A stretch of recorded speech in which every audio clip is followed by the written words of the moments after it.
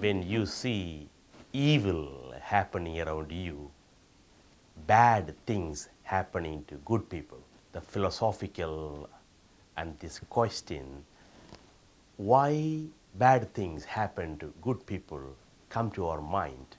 Now, we are not the first one to face the problem of evil.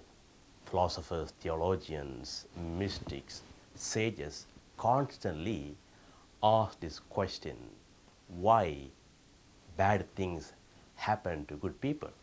Now, when you read the Psalm 73, the psalmist would ask, why, O Lord, the wicked thrive?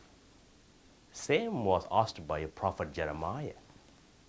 Job is unable to explain the trials, the pain, the suffering he experienced in his personal life, although he was so faithful God. Now, in all these sacred witnesses, pain and suffering is not sign of divine displeasure, but it is God's mysterious plan unfolding in their life. Now, we know that God is not indifferent. In Exodus 3:7, he says, I have heard the cry of the people. The Catholic tradition is full of rich imageries, like the shepherd searching for the lost sheep, and the woman looking for the lost coin, and the good Samaritan pouring oil over the wound of the person who was beaten and badly injured. All these reveal that while suffering is part of human life, there is always a hidden plan of God revealed through that. And cross of Christ gives a beautiful answer. Now, God permits evil not because He delights in it or He does not will it, but He permits it. Now, saints would often speak about the declared will of God and the permissive will of God. Now, God permits evil because of human freedom, because love which is forced is not love at all. We see the declared will of God in the commandments of God and in the scripture. Now, saints like Francis de Sales would tell us that God is a master artist, and He can make even the stains into beautiful art if we are able to give that to God. And St. Augustine tells us that God judged it better to bring good out of evil than not permit evil.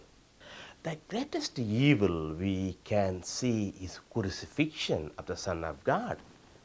And you see that Jesus does not simply gently fade into suffering. Rather, He cries out. He gives a loud cry. Father, why have you abandoned me? Now, in spite of that loud cry which Jesus gives out, we see surrender to the will of the Father. Not my will, let your will be done. It is here that we find God working, shaping suffering into something beautiful and better for God. Now, the mystery of evil is not simply found only at the Genesis account of the sin of the first parents.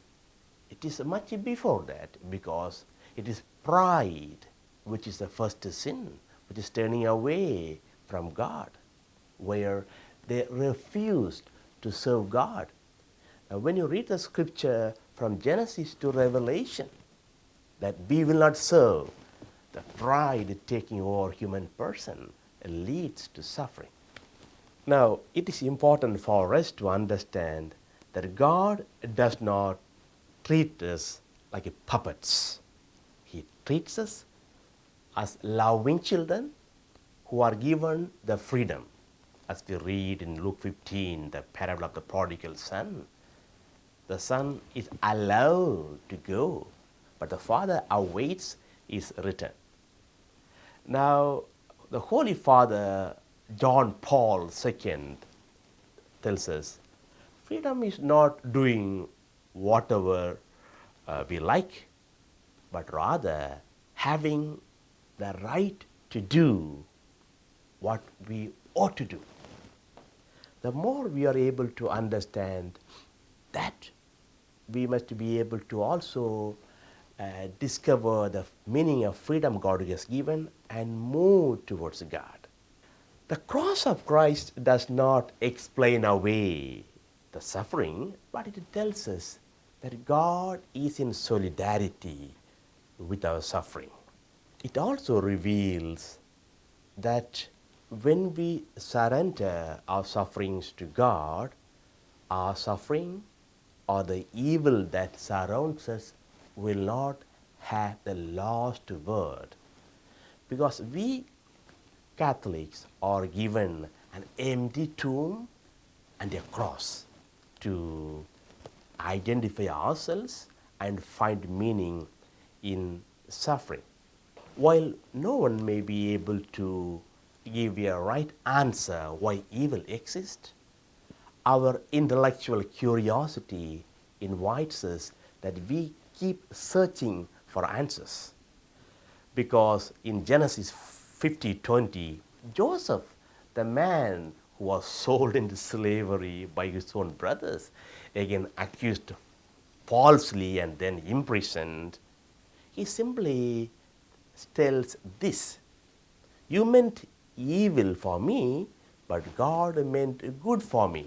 So we can understand that God does not will evil, but He permits it. At the same time, it has a hidden meaning, because God, who is all powerful, if He chose cross to redeem us, then there is a meaning for all our suffering.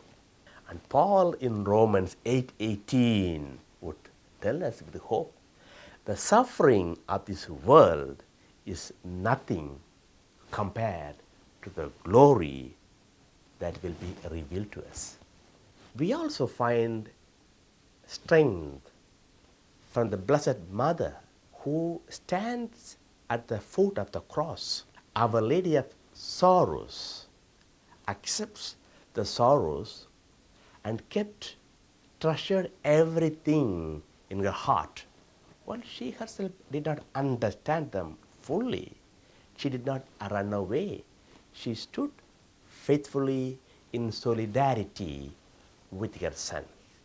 When we remind ourselves that God suffers with us, He is in solidarity with us, we can face evil and let God triumph over every evil.